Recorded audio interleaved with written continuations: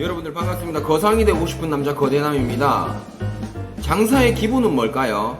바로 잘 사서 잘 파는 것입니다. 그런데 많은 사람들이 잘 사는 것보다 잘 파는 것에만 집중하고 있습니다. 저는 잘 사는 것이 잘 파는 것보다 몇 배도 중요하다고 생각을 합니다. 잘 파는 기술이 필요할 때는 이미 잘 나가는 상품이 더 많이 팔리게 날개를 달아줄 때죠. 그런 부분은 마케팅적인 부분이라고 생각을 합니다. 좋은 상품은 특별한 기부수를 걸지 않아도 결국에 스스로 팔려나가기 마련이에요. 즉, 둘 다 모두 중요하지만 잘 파는 기술 없이 성공할 수는 있어도 잘 사는 기술 없이는 절대 성공할 수 없다라는 거예요. 이 말씀을 누가 했을까요? 저 거대남이? 아닙니다. 바로 이 책, 해외 소싱 마스터라는 책을 쓴 저자 이종구 대표님께서 말씀을 하신 내용이에요. 이종구 대표님은 이제 유튜브 해외 소싱 마스터라는 채널을 운영하기도 하시면서 과거에는 GS 리테일 그리고 SK 네트워크스 그리고 티켓몬스터에서 바이스 프레지던트로 이제 재직해 계셨던 분이신데 20여 년간의 어떤 그런 유통계 어떤 노하우들을 요즘에 많이 풀어주고 계셔서 저도 즐겨 찾아보는 유튜브 채널입니다. 예. 여러분들은 요즘에 해외 소싱에 관한 정보를 어디서 찾으시는가요? 유튜브, 구글, 네이버, 아니면 요런 책.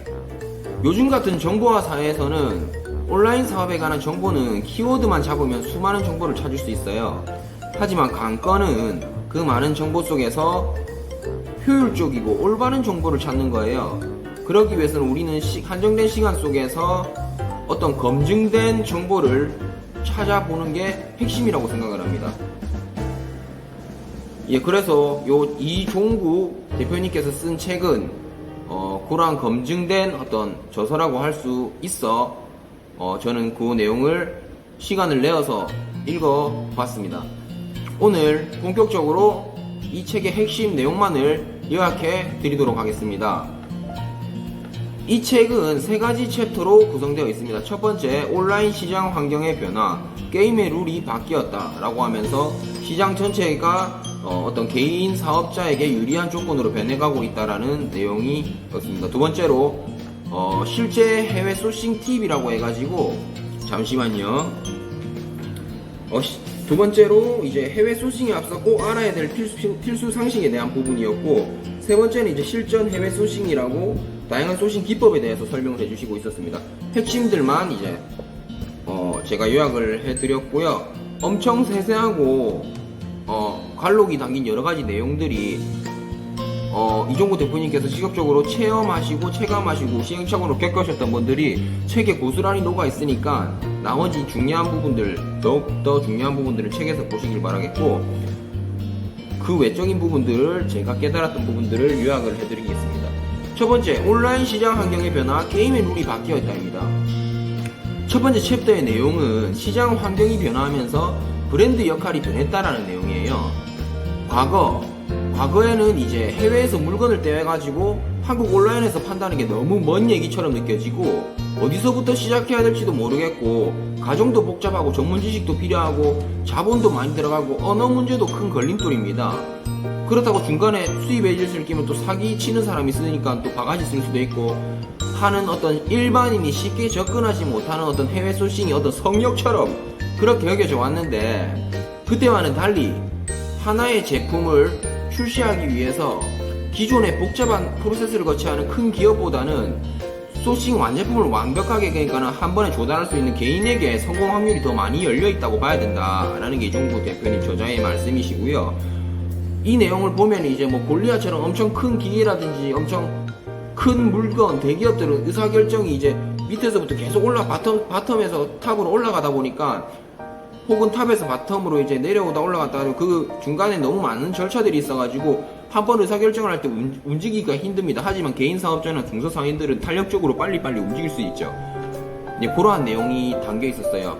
그러니까 이제 3PL 업체의 등장, 개인 아웃소싱 업체의 등장으로 이제 영업 환경이 개인 사업자에게 엄청 유리한 조건으로 변했고, 그래서 이제 해외 소싱을 두려워하지 말고 제대로 돈을 벌기 위해서 현장에서 얼굴을 맞대고 상품을 직접 눈으로 고르고 이렇게 부딪혀봐라 라는 해외 소싱의 핵심으로 바로 뛰어들어라 라는 내용입니다.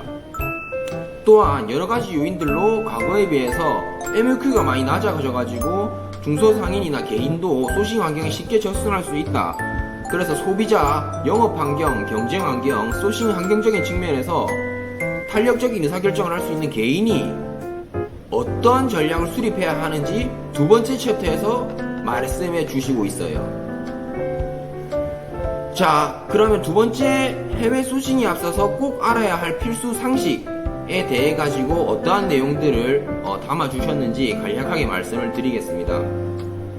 첫 번째, 매출을 위해 가지고 브랜드 이미지를 위한 구색 상품, 그리고 직접적인 매출과 관련 있는 매출 상품을 적절히 섞어라 라는 내용이었고, 그리고 매출 상품을 핵심 상품인 매출 상품을 어떻게 성공적으로 기획하느냐 라는 부분에 있어 가지고는 첫 번째, 현재 국내 시장에서 잘 팔리는 상품을 그대로 따라 사다가 팔아보시라.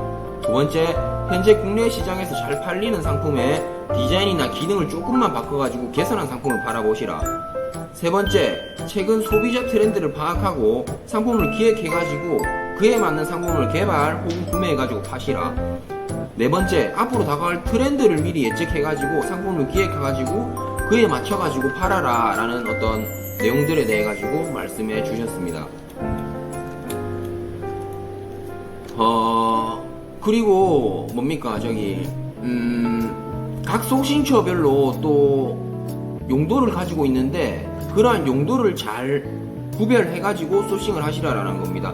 본인의 어떤 회사의 규모나 위치에 맞게 소싱을 하시라라는 부분인데요. 그 내용을 또 간략하게 설명드리면은 전문 무역 업체를 상대로 소싱을 할 때 이제 중국, 인도 같은 나라는 무역 실무나 해외 영업, 외국어 등의 불편함을 느끼는 공장이 많아가지고 공장이 직접 해외 바이어에게 영업을 하지 않고 중간에 전문 무역 업체를 통해서 상품화하는 경우가 많다고 합니다. 이 경우에 가격은 저희가 공장에서 직접 사는 것보다 대략 30%가량 올라간다고 합니다. 하지만 단점만 있는 것은 아니죠. 전문 무역업체는 여러 종류의 현지 공장 정보를 많이 알고 있기 때문에 내가 찾는 상품을 제조할 수 있는 공장을 찾아줄 수 있습니다. 그리고 무역업체에 비용을 조금 더 주더라도 내가 원하는 상품을 소싱한 후에 만약에 그 상품의 매출이 좋으면 나중에 얼마든지 원청 공장을 찾아 직거래를 틀 수 있습니다. 그래서 해외 소싱을 처음 시작하는 분의 옵션으로 무역업체는 나쁜 선택이 아니라고 합니다. 두 번째, 반가공 공장입니다. 가령 예를 들어 거위털 이불 공장이 바느질 마감이나 건품, 패킹 과정만 직접 자기 공장에서 하고 나머지 공정을 주변 하청업체에게 진행시키는 그런 형태인데요. 원청보다는 한 15에서 20% 가격이 높지만 또한 MOQ도 또 양보하지 않습니다. 그래서 조금 좀 단점이 있고요. 생산 공정 대부분을 모두 내부에서 해결하는 공장이 또 있어요. 생산 공정 전체를 내부에서 해결하는 공장 같은 경우에는 가격이 저렴하지만 상품을 개발하는 능력보다는 생산 자체의 전문성이 있습니다. 그래서 디자인을 변형하거나 새로 개발하는 일에 퍼포먼스가 상당히 떨어진다고 합니다. 그리고 다음으로 무역업체도 공장도 아닌 도매 전문업체 혹은 현지 도매시장입니다. MOQ가 없는 대신 가격이 높습니다. 제대로 된 배수를 높여서 장사하기가 어렵죠. 상품 디자인을 원하는 대로 바꿀 수도 없고 재고도 불안정해서 소량씩 구매해서 부족한 상품 구색을 늘리거나 시장 테스트 용도로 사용하면 좋은 소싱처라고 합니다. 그래서 여러분들이 무역 박람회에 가가지고 이러한 어떤 그 유통선상에 있는 다양한 유통업체들 중에 어떠한 종류의 소싱처인지 알아보는 방법에 대해서 또 나오게 됩니다. 그 내용은 또 책에서 살펴보시면 좋겠습니다. 이 외에도 구매 원가를 산정하는 방법 등등 엄청난 어떤 돈으로 살 수 없는 여러가지 노하우들이 책에 설파가 되고 있고요. 마지막으로 이제 실제 해외 소싱에 관련된 부분에서 다양한 기법들이 나옵니다. 첫 번째로 이제 해외 브랜드 소싱 성공법이라고 트레이딩 업이라고 해가지고 과거에 비해서 병행 수입만 전문으로 하는 사람이 워낙 많이 늘어났고 그 루트도 과거에 비해서 다양해져가지고 성공 가능성이 옛날에 비해서 조금 어려워졌다. 그래서 브랜드 소싱의 성공 사례를 들면서 몰스킨을 예로 듭니다.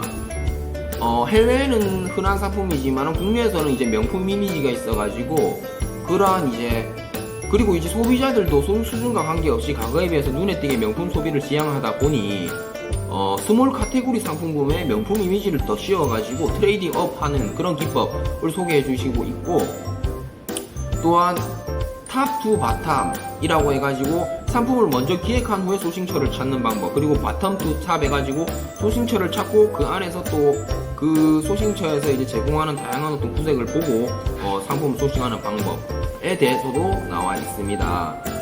그리고 이제 엄청난 노하우들 말하자면은 실제 이제 무역 박람회나 어떤 로컬 도매 시장에 가가지고 가격을 선정을 하고 패키징을 어떻게 할 것이며 서류 작업은 어떻게 하고 등등에 대해서 놓치지 않아야 될 부분들을 일목요연하게 하나하나 적어 주셨습니다. 그러한 내용들이 책에 담겨져 있고 이 책의 또 말미에는 다양한 소싱처 중국, 인도, 유럽의 다양한 무역 박람회 소싱처의 위치나 어떤 기간 그러한 세부 요목들에 대해서도 설명을 해주고 있습니다.